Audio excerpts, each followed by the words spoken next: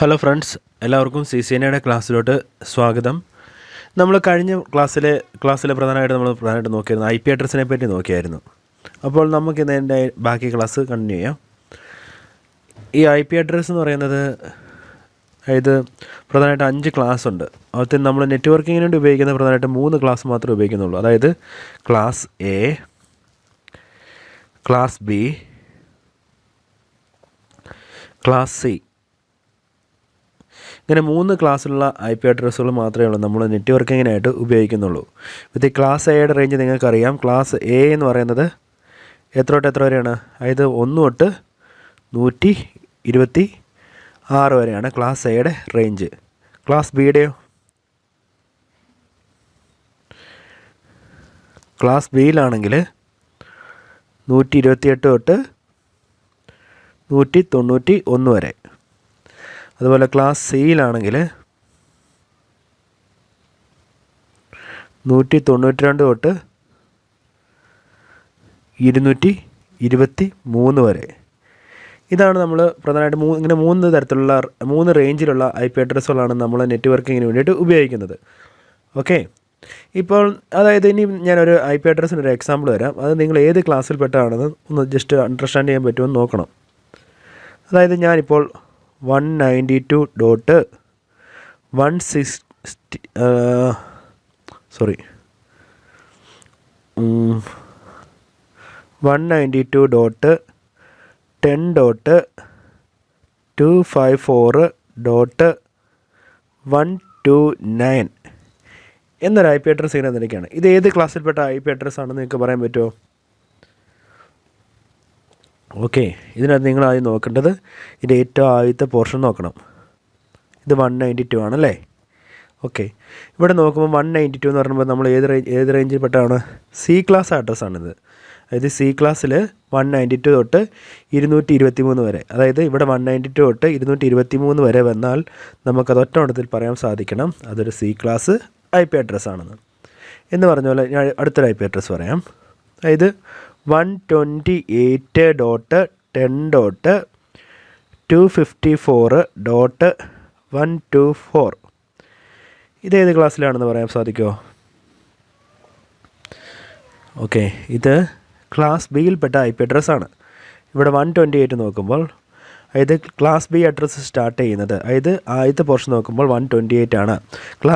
Class B address start ചെയ്യുന്നത് 128 തൊട്ട് 191 വരെയാണ്.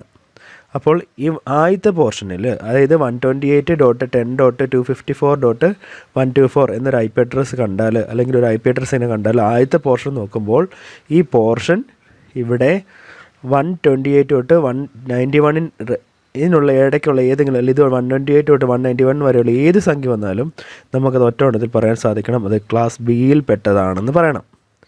ഓക്കെ, ഇനി അടുത്തത് ഇനി ഇങ്ങനെ ഒരു അഡ്രസ്സ് ആണ് 10.129.198.258 ഇങ്ങനെ ഒരു അഡ്രസ്സ് വന്നെന്ന് കരുതുക. ഈ അഡ്രസ്സ് വരുമ്പോൾ നിങ്ങൾ ആദ്യം നോക്കേണ്ടത് ഏറ്റവും ആദ്യത്താണ് നോക്കേണ്ടത്. ഏറ്റവും ആദ്യം നോക്കുമ്പോൾ തന്നെ ഇവിടെ 10 ആണ്. ഓക്കെ, ഈ 10 ക്ലാസ്സിൽപ്പെട്ട 10 എന്ന് പറയുന്ന ഏത് റേഞ്ചിൽ വരുന്ന IP അഡ്രസ്സാണ്? ക്ലാസ് എയിൽ വരുന്ന IP അഡ്രസ്സാണ്. ക്ലാസ് എ IP അഡ്രസ്സിൻ്റെ റേഞ്ച് 1 തൊട്ട് 126 വരെയാണ്. അതായത് ഈ 10 സ്ഥാനത്ത് 1 തൊട്ട് 126 വരെയുള്ള ഏത് സംഖ്യയും വന്നിട്ട്, അതായത് ഇപ്പം ഒരു 11 ഡോട്ട് ഈ ബാക്കി ഇതെല്ലാം വന്നാൽ തന്നെ നമുക്കത് പറയാൻ സാധിക്കണം അത് ക്ലാസ് എയിൽപ്പെട്ട IP അഡ്രസ്സാണെന്ന് പറയാൻ സാധിക്കണം. അപ്പോൾ നിങ്ങൾക്കിത് മനസ്സിലായെന്ന് കരുതുന്നു. ഇതുപോലെ തന്നെയാണ് നമുക്ക് ക്ലാസ് ഡിയിലുള്ള ഒരു IP അഡ്രസ്സ് കാണാം. ക്ലാസ് ഡിയിലുള്ള ഒരു IP അഡ്രസ്സിന് എക്സാമ്പിളാണ് 225.198.76.115 എന്ന് പറഞ്ഞിട്ടുണ്ടെങ്കിൽ അത് ഡി ക്ലാസ് IP അഡ്രസ്സാണ്. ഓക്കെ, അത് ഡി ക്ലാസ് IP അഡ്രസ്സിന് എക്സാമ്പിളാണ്. ഈ ആദ്യത്തെ ഈ പോർഷൻ നോക്കിയാൽ തന്നെ 225 ഡി ക്ലാസ്സിൻ്റെ റേഞ്ച് എന്ന് പറയുന്നത് 224 തൊട്ട് 239 വരെയുള്ളതാണ്. ഈ IP അഡ്രസ്സ് സാധാരണ നമ്മൾ ഇത് നെറ്റ്വർക്കിൽ ഉപയോഗിക്കുന്നില്ല. ഇത് പ്രധാനമായിട്ടും മൾട്ടികാസ്റ്റ് എന്നൊരു പരിപാടിക്ക് വേണ്ടിയിട്ടാണ് ഉപയോഗിക്കുന്നത്. ഓക്കെ, ഇത് ഡി ക്ലാസ് ഐ പി അഡ്രസ്സിന് എക്സാമ്പിളാണ് കേട്ടോ. ഇനി അടുത്തത് നമുക്ക് E class I P address കൂടെ ഒന്ന് പരിചയപ്പെടാം. ഇ ക്ലാസ് ഐ പി അഡ്രസ്സിൻ്റെ റേഞ്ച് എന്ന് പറയുന്നത് 240 തൊട്ട് 255 വരെയാണ്. ഇത് പ്രധാനമായിട്ടും റിസർച്ച് പരിപാടിക്കാണ് ഉപയോഗിക്കുന്നത്. റിസർച്ചിന് വേണ്ടിയിട്ടാണ് ഉപയോഗിക്കുന്നത്. ഈ ക്ലാസ് സിയിൽപ്പെട്ട, നേരത്തെ നമ്മൾ ഡി ക്ലാസ് ആണ് നോക്കിയത്, ക്ലാസ് ഇ റേഞ്ചിൽപ്പെട്ട ഐ പി അഡ്രസ്സിൻ്റെ ക്ലാസ് സിയിലെ ഐ പി അഡ്രസ്സിന് എക്സാമ്പിളാണ് 242.188.178.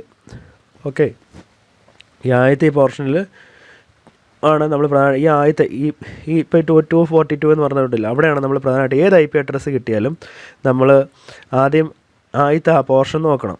ആ പോർഷൻ നോക്കിയിട്ടാണ് നമ്മളത് ഏത് ക്ലാസ്സിൽപ്പെട്ട ഐ പി അഡ്രസ്സ് ആണെന്ന് മനസ്സിലാക്കുന്നത്. അതായത് ഇപ്പം നിങ്ങളിപ്പോൾ സാധാരണ എന്തെങ്കിലും റൗട്ടറോ അങ്ങനെ എന്തെങ്കിലുമൊക്കെ മേടിക്കുമ്പോഴത്തേനും പ്രധാനമായിട്ട് കാണാൻ സാധിക്കും 192.168.1.1. ഇതിപ്പോൾ സാധാരണയായിട്ട് എല്ലായിടത്തും കാണപ്പെടുന്ന ഒരു ഐ പി അഡ്രസ്സാണ്. ഇത് ഏത് ഐ പി അഡ്രസ്സാണ്? ഇത് ഏത് റേഞ്ച്, ഏത് ക്ലാസ്സിൽപ്പെട്ട ഐ പി അഡ്രസ്സാണ്? ഇത് 192. ആദ്യത്തെ ഇത് നോക്കുക, 192 വന്നിരിക്കുന്നത് കൊണ്ട് ഇത് സി ക്ലാസ്സിൽപ്പെട്ടതാണ്.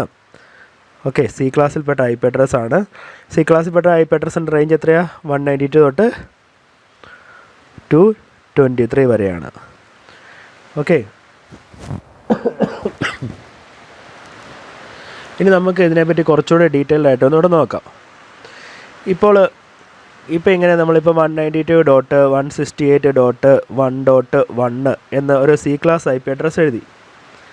ഈ ഐ പി അഡ്രസ്സ് ഇങ്ങനെ ചുമ്മാ വാരിക്കോരി എഴുതാൻ പറ്റുമോ? എന്താണ് ഇത്? ഒരു കാര്യം മനസ്സിലാവുന്നില്ലല്ലോ അല്ലേ?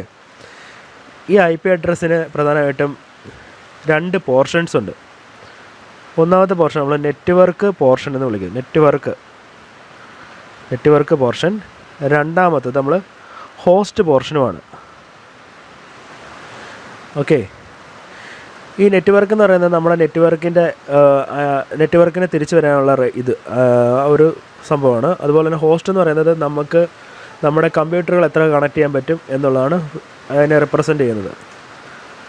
അപ്പോൾ അതിനെപ്പറ്റി നമുക്ക് പ്രധാനമായിട്ടും ഒന്നുകൂടെ നോക്കാം. ഇപ്പോൾ ക്ലാസ് എയുടെ കേസിലായിട്ട് നമുക്ക്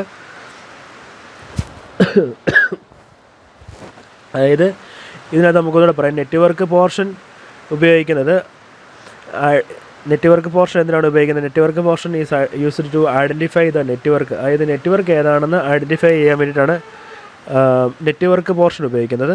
അതുപോലെ തന്നെ PC ഐഡൻറ്റിഫൈ ചെയ്യാൻ വേണ്ടിയിട്ടാണ് നമ്മൾ ഹോസ്റ്റ് പോർഷൻ ഉപയോഗിക്കുന്നത്. ഇനി നമുക്ക് കുറച്ചുകൂടി ഡീറ്റെയിൽ ആയിട്ട് നോക്കാം.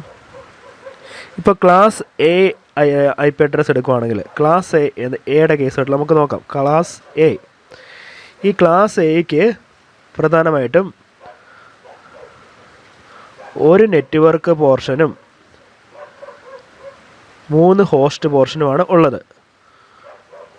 H പ്രദാനം ചെയ്യുന്നത് റെപ്രസെൻ്റ് ചെയ്യുന്നത് ഹോസ്റ്റ് പോർഷനെയും N റെപ്രസെൻ്റ് ചെയ്യുന്നത് നെറ്റ്വർക്ക് പോർഷനെയാണ്. ഓക്കെ, ഇത് നിങ്ങൾ ജസ്റ്റ് നോട്ട് ചെയ്യുക. അതുപോലെ തന്നെ ക്ലാസ് ബിയുടെ കേസുകളിലാണെങ്കിൽ ക്ലാസ് ബിക്ക് പ്രധാനമായിട്ടും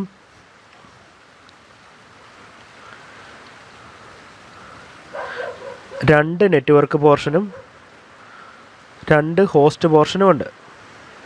ഓക്കെ, ഇനി അടുത്തത് ക്ലാസ് സിയുടെ കേസിൽ നോക്കുകയാണെങ്കിൽ ക്ലാസ്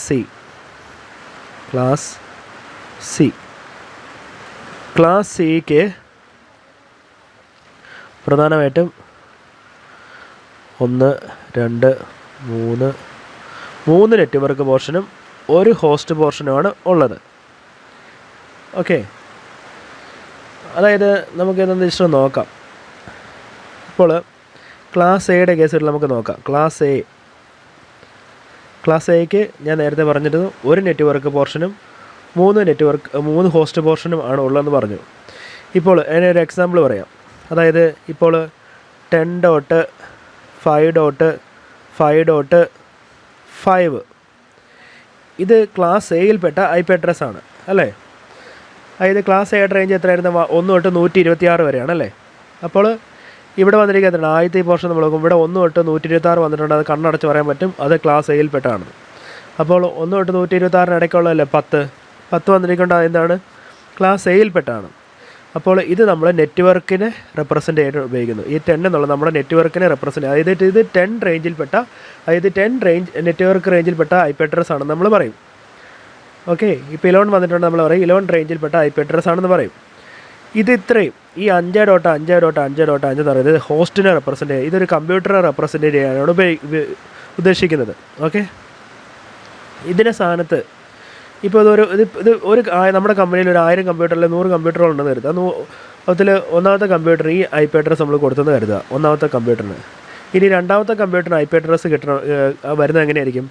ഈ നെറ്റ്വർക്ക് പോർഷൻ സെയിം ആയിരിക്കും. അതായത് 10 റേഞ്ചിലുള്ള IP അഡ്രസ്സാണ്. 5.5.5. അവസാനത്തെ ഇത് മാറും, 6 ആവും. അതായത് 10.5.5.6 എന്ന് പറയുന്നത് നമ്മുടെ രണ്ടാമത്തെ PC ആയിട്ടും. ഇനി അടുത്തൊരു കമ്പ്യൂട്ടർ വരുവാണെങ്കിൽ നമ്മളവിടെ 7 കൊടുക്കും.